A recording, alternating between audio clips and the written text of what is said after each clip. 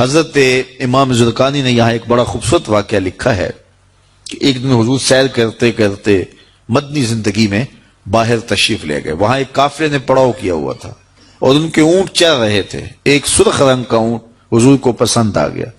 قافلے والوں سے پوچھا اس اونٹ کو بیچتے ہو؟ انہوں نے بیچنا تھا یا نہیں بیچنا تھا. حضور نے پوچھا تو کہا ہاں بیچتے ہیں. میرے شیخ کہتے ہیں میں دل ویچا میں جگر ویچا جے پیارا محمد آ جاوے, نہیں میں اپنا سارا کر ویچا جے پیارا محمد آ جاوے. انہوں نے بیچنا تھا یا نہیں؟ کہا جی ہم بیچتے ہیں. اچھا کتنے کا بیچتے ہو؟ کہا جی اتنے کا. سودا طے ہو گیا. حضور نے فرمایا کہ میں کوئی تاجرانہ غرض سے تو آیا نہیں تھا کہ میں قیمت ساتھ لے کے آتا. میں تو سیر کرتا ادھر آ نکلا اور تمہارا اونٹ مجھے پسند آ گیا اور میں نے اس کا سودا کر لیا. ایسا کرو کہ اونٹ مجھے دے دو اور میں شہر جا کر کے اپنی اس کی اونٹ کی قیمت تمہیں بھیج دیتا ہوں. انہوں نے کہا میں منظور ہے. حضور نے اونٹ پکڑا اور چل دیے. اور جب حضور جا رہے تھے تو وہ حضور کو دیکھتے رہے اور جب آقا کریم نظروں سے اوجھل ہو گئے تو وہ دلوں پہ ہاتھ رکھ کے کھڑے ہو گئے. تھوڑی دیر کے بعد سکتے سے جب باہر آئے تو ایک دوسرے سے پوچھنے لگے یار یہ شخص جو اونٹ ادھار لے گیا اس کا پتہ پوچھا تھا کسی نے؟ جب کسی کو نقد سودا دیا جائے تو اس کا عطا پتہ پوچھنے کی ضرورت نہیں ہوتی, اور جب کسی کو ادھار دیں تو یا آپ اسے جانتے ہو یا درمیان میں کوئی ضامن ہو یا کوئی چیز گروی رکھی جائے.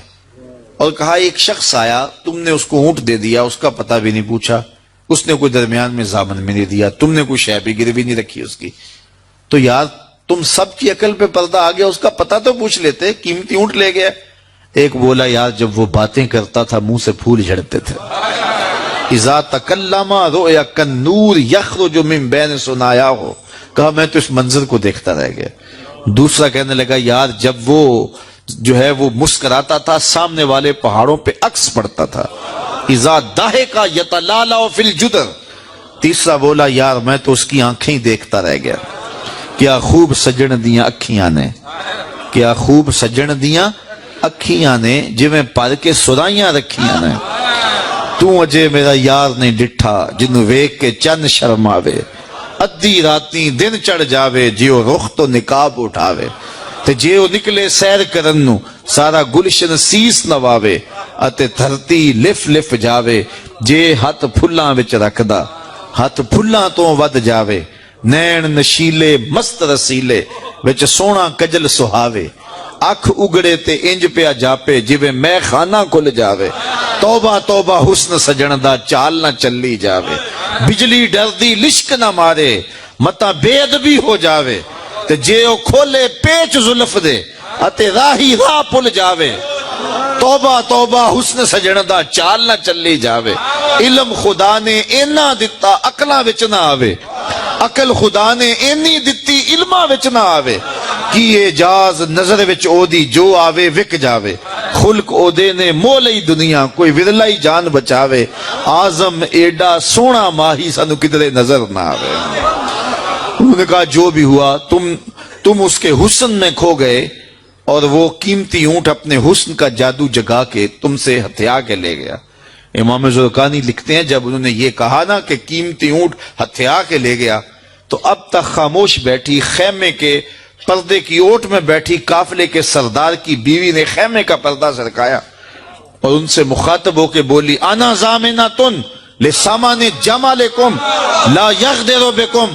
خبردار اس کے خلاف کوئی بات کی تو اگر وہ قیمت نہ دینے آیا تو مجھ سے لے لینا, میں اس کی ضامنہ ہوں. انہوں نے کہا اچھا تو اسے جانتی ہے؟ کہا واللہ میں بھی نہیں جانتی. تو کہا پھر ضمانت کیسے دے رہی ہے؟ کہا جب تم سودا کر رہے تھے خیمے کی اوٹ سے میں نے اس کا چہرہ دیکھا تھا, اور جس کا چہرہ اتنا سونا ہو وہ جھوٹ بول ہی نہیں سکتا ہے. تھوڑی دیر گزری تو حضور کے غلام آ گئے کہ کون ہیں لوگ جن سے ہمارے آقا نے اونٹ خریدا تھا؟ انہوں نے کہا جی ہم لوگ ہیں. کہا یہ حضور نے کھجوریں تمہاری ضیافت کے لیے بھیجی ہیں اور یہ تمہاری قیمت ہے. انہوں نے کہا قیمت بعد میں دینا, ہم تو خود بک گئے ہیں, ہمیں پہلے بتاؤ وہ پیارا رہتا کہاں ہے؟ تو کہا یہ نخلستان مدینہ جو سامنے دکھائی دیتا یہی ڈیرے ہیں اس محبوب کے. تو امام زرقانی لکھتے ہیں سارا قبیلہ, اس قبیلے کا نام تھا وفد طارق, وہ سارے کا سارا وفد طارق اٹھا اور مدینہ المنورہ پہنچا اور حضور کے قدموں میں جا کے بیٹھ گیا. تیری تک کے ادامہ میں مرید ہو گئے.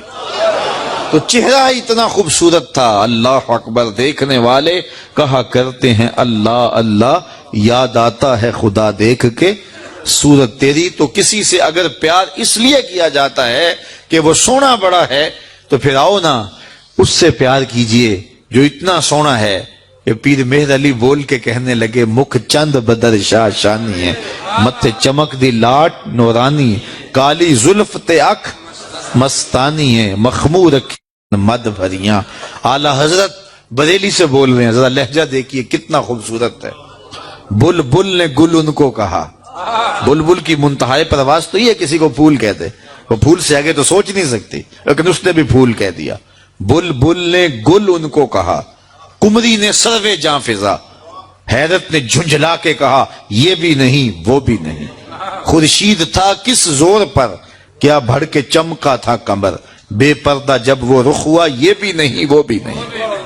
وہ حسن دیا اللہ نے اپنے محبوب کو۔ تو کسی سے اگر اس لیے پیار کیا جائے کہ وہ سونا بڑا ہے، تو مجھے بتاؤ کہ حضور جیسا سونا زمانے میں کوئی ہو سکتا ہے؟ اللہ اکبر، سارے حسن حضور کے قدموں سے پھوٹتے ہیں۔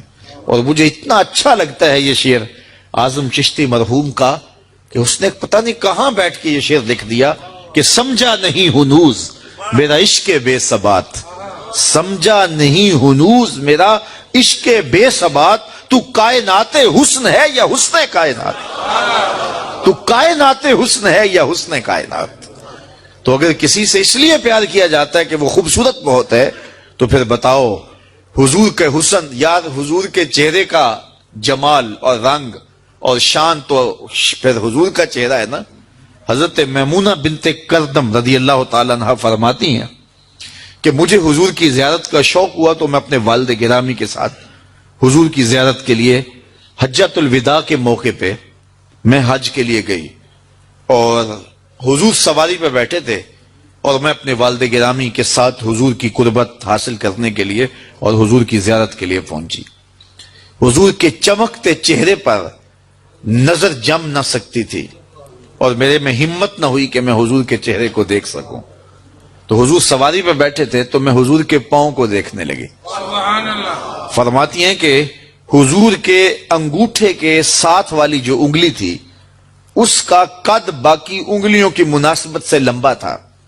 فرماتی ہیں ما نسیتو فی ما نسیتو طول اصباحو، کہتی ہیں کہ آج تک اتنا عرصہ گزر گیا ہے، حضور کی مبارک انگوٹھے کے ساتھ والی انگلی کا حسن ہی میری نگاہوں سے زائل نہیں ہوتا۔ یار جس کی انگلی اور جس کے پاؤں کا حسن اتنا ہے، اس کے چہرے کی جمال کی کیفیت کیا ہوگی؟ وہ کسی شاعر نے کہا تھا نا کہ قدموں پہ جبیں کو رہنے دو، چہرے کا تصور مشکل ہے۔ قدموں پہ جبیں کو رہنے دو، چہرے کا تصور مشکل ہے، جب چاند سے روشن ایڑی ہے رخسار کا عالم کیا ہوگا؟ جب چاند سے روشن ایڑی ہے رخسار کا عالم کیا ہوگا؟ تو حضور علیہ السلام کے حسن اور حضور کے جمال کی وجہ سے اگر پیار کیا جائے تو پھر مجھے بتاؤ کہ حضور علیہ السلام سے بڑھ کر کائنات میں حسین کون ہو سکتا ہے، خوبصورت کون ہو سکتا ہے؟ تو اس لیے ہماری محبتیں اور ہماری عقیدتیں حضور کی بارگاہ میں دست بستہ حاضر ہوں۔ اب کسی سے اگر پیار کر لیا جائے تو اس پیار کے تقاضے کیا ہیں؟ بندہ جس سے پیار کرتا ہے اس کا کثرت سے ذکر کرتا ہے، اور یہ محفل میلاد اس عقیدت کا روپ ہے، محبت کے اس تقاضے کی تکمیل ہے۔ بندہ جس سے پیار کرتا ہے اس کا کثرت کے ساتھ ذکر کرتا ہے، اس کا جی چاہتا ہے کہ اس کا تذکرہ چھڑا رہے، اس کی باتیں ہوتی رہیں۔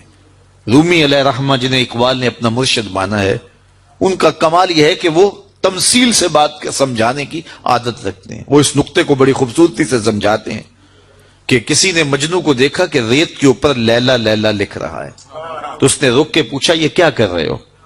تو گفت مشق نام لیلا می کنم خاطر خود را تسلی می دہم، اس نے کہا اپنے محبوب کا نام لکھ لکھ کے دکھی دل کو قرار دے رہا ہوں۔ تو رومی کہتے ہیں کہ اگر مجنو کو لیلا کا نام تسکین دیتا ہے تو امتی کو حضور کا نام تسکین نہیں دیتا۔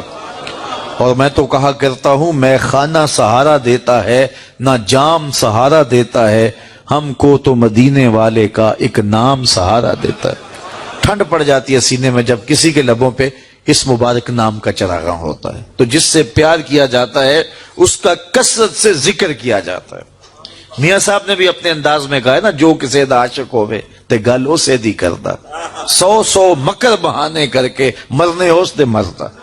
جب محبت کسی سے ہو تو پھر اس کا تذکرہ کسی نہ کسی بہانے چھڑا جاتا ہے. یہ نہیں ہو سکتا کہ طبیعت اچاٹ ہو جائے کہ یہ بات چھوڑو بھی نا. میں مختلف جگہوں پہ جاتا ہوں تو بعض لوگ پرچیاں دیتے ہیں جناب میلاد النبی کے ثبوت کے حوالے سے بھی کوئی بات کیجئے. تو میں کہتا ہوں کہ دلائل کی زبان میں ہمارے علماء بات کرتے ہیں اور کمال کر دیتے ہیں, لیکن میں کہا کرتا ہوں اپنے سادے لہجے میں, کیا حضور کے ذکر کے لیے بھی دلیل